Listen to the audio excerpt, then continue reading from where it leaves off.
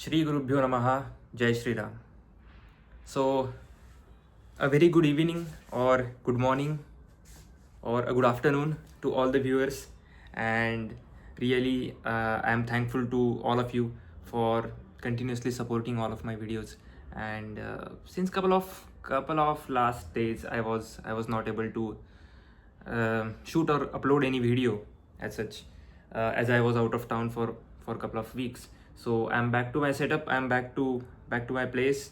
So you can expect a lot of videos and a lot of series which I already promised you all in the near future. So yeah, so I will start today's video. I think that is fifth video of my channel, and first video of this particular series. The topic which I'm going to handle today is going to be in two parts. The first part would be the smaller one, and second would be the actual part where we will try to understand the depth of that particular subject. So before I go ahead, I will definitely like to give a disclaimer that all the virtues or the information or the parts and pieces of the knowledge which I have been sharing in the videos, and of course I will share in this today's video as well, uh, should not be taken as it is, and I will definitely request viewers their own discretion, and I will request them to go to the resources or their sources, and they must try to understand uh, if the things suit them well, and if they find this information uh, truly generous for them, although it's totally genuine for sure, but whether it's generous for them or not, that will be totally up to the viewers discretion. Do share this video, and let me know uh, how do you feel about this one in the comment section.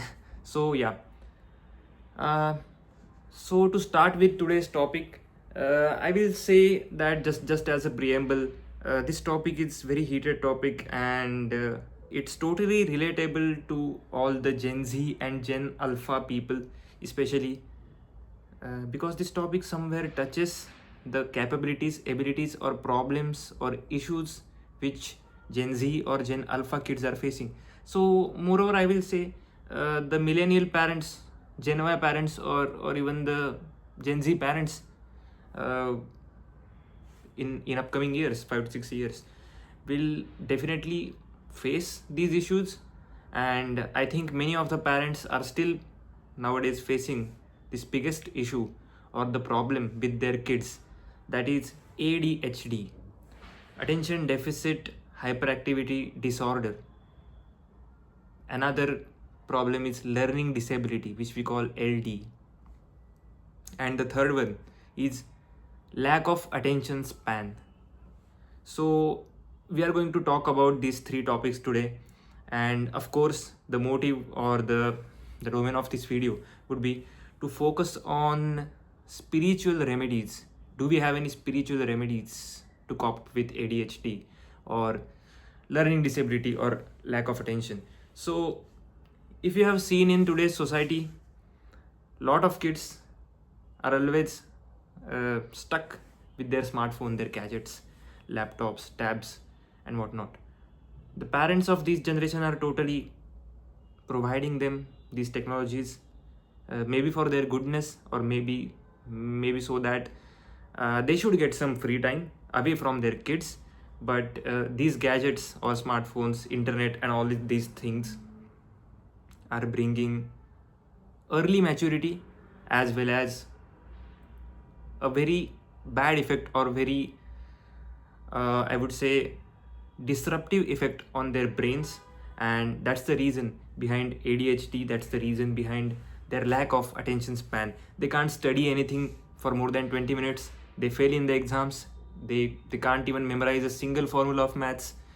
uh, so to dive deep or to understand the first layer or the superficial layer, that why these things are happening, so smartphone or the screen timing is the biggest culprit. I've been seeing in society that nowadays the kids with one third of my age, they're having a screen time more than me. So if this is the situation, then definitely parents as well as those kids are going to face the problems of these academics or learning disabilities. So if we try to go deeper, if we try to understand causality or what's happening behind the scenes, what is the reason these things happen. So all of the organisms, including humans, we do have an organ or a fundamental server on which the system works, that is brain. Inside a brain there are various lobes, cortex. Inside those cortex there are billions of, like almost 20 to 25 billions of neurons inside the brain of a human. These all neurons or nerve cells do have their own structure. So if you remember, there are axioms and synapses and all those things. If you remember the biology book in the 9th standard, when these two neurons get bonded with each other, they form a connection, and such a long connection of thousands or lakhs or millions or billions of neurons create a staunch memory, create a strong memory, and they create a dedicated network for understanding, remembering things, and cognitively applying those knowledge or applying that information in the future. And in simple English or simple language, that's what we call learning.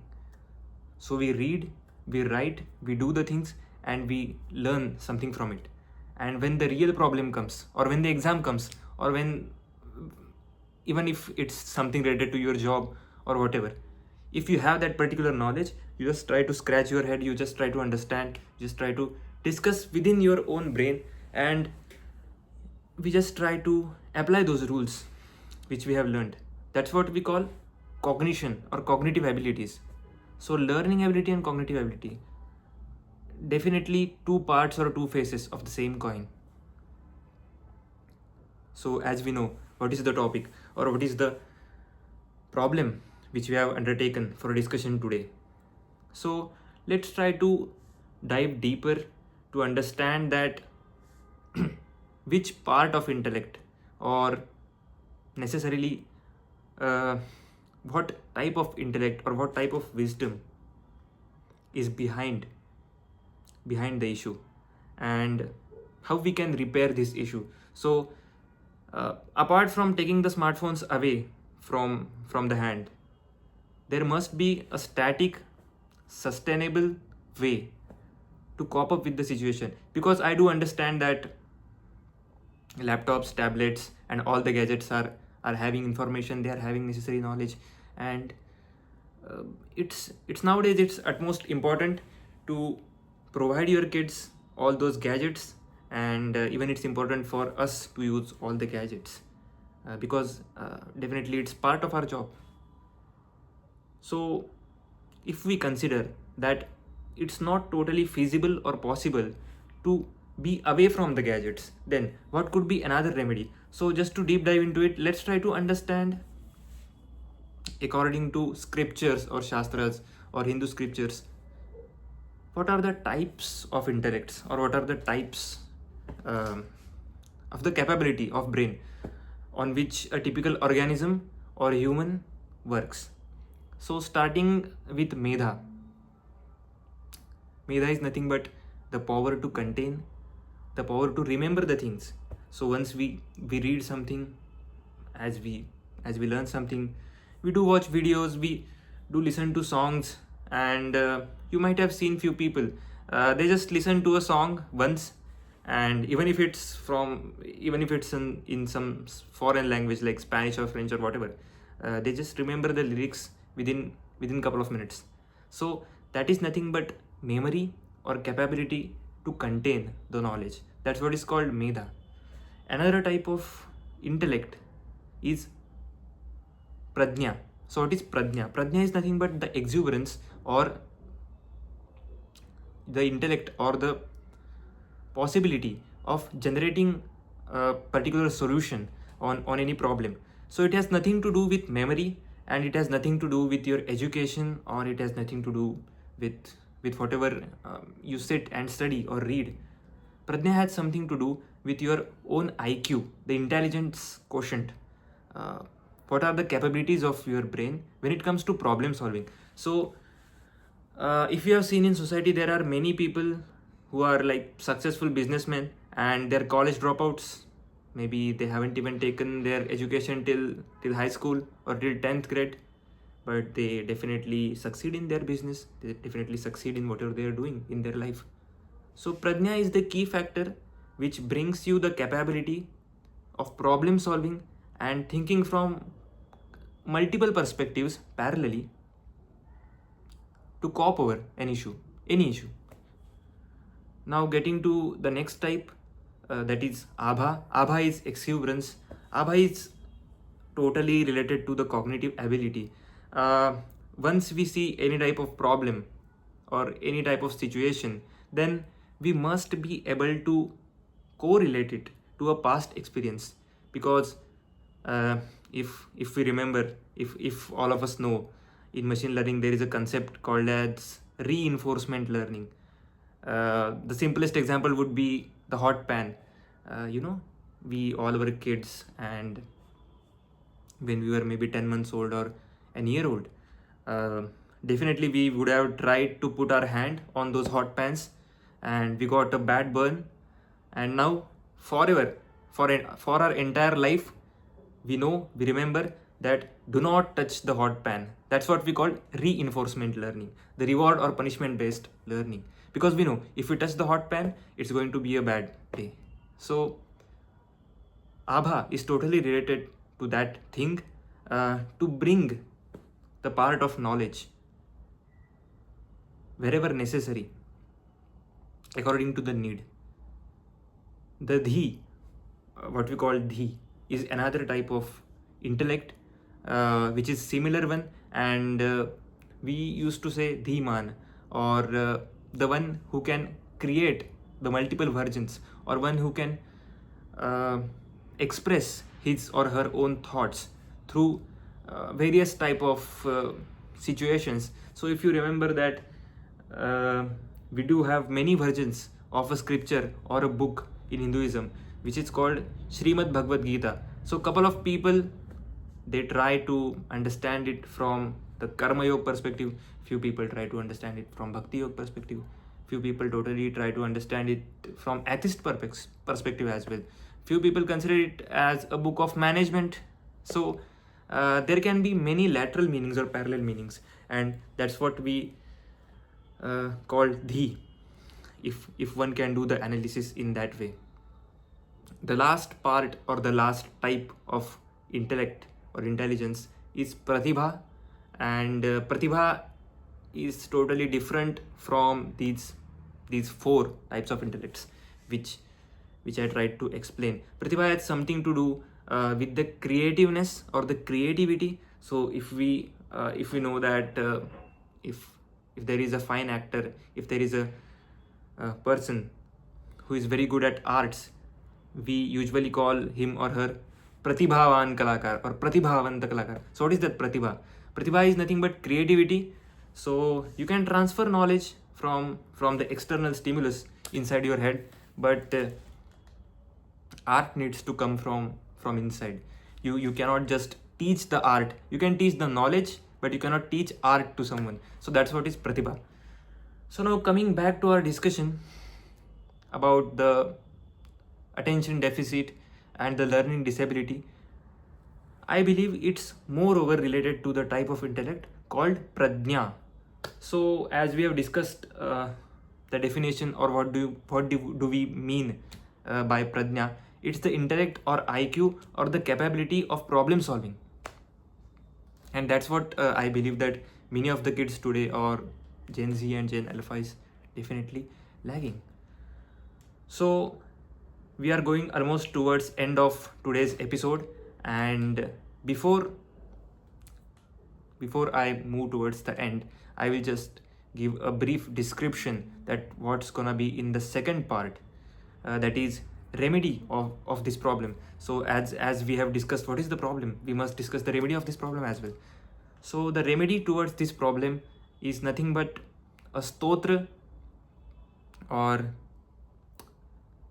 a combination or a sect of a couple of stanzas, which is part of a book or a scripture called Rudrayamal Rahasya. Rudrayamal Rahasya is necessarily a part of Tantra Shastra, which is something to do with Shaivism, and the particular stotram which we are focusing over here is Pradnyā Vivardhanakhya Kārtikeya Stotram.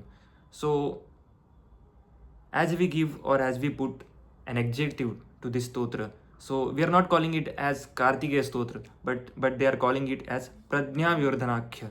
So Akhya means famous for, Pradnya is nothing but what we have discussed, the intellect or the IQ. Vivardhana means something which can bring a boost or a surge.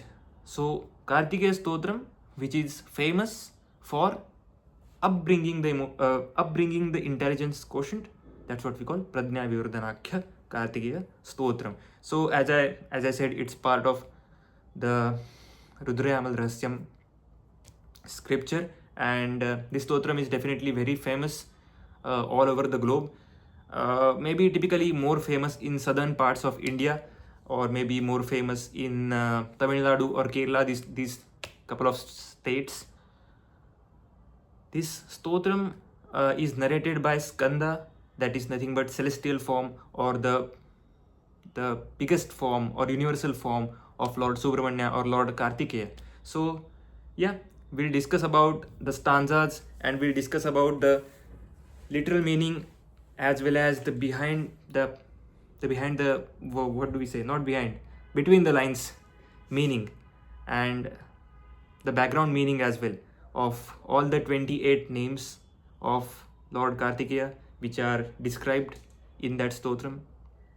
We'll also try to understand that how this stotram, or how the part, or what type of anushthan one should do with help of this stotra, and what should be the way to chant it so that it brings us prosperity, and it helps us to have a clarity in our mind, and to negate or to cope up somehow with the deficit of our attention span. So we'll meet in the next episode. Thanks a lot. Share this video to many people, and I hope you are excited for the core part or next part of this video. Shri Gajanana Avadhuto Vijayate Taram.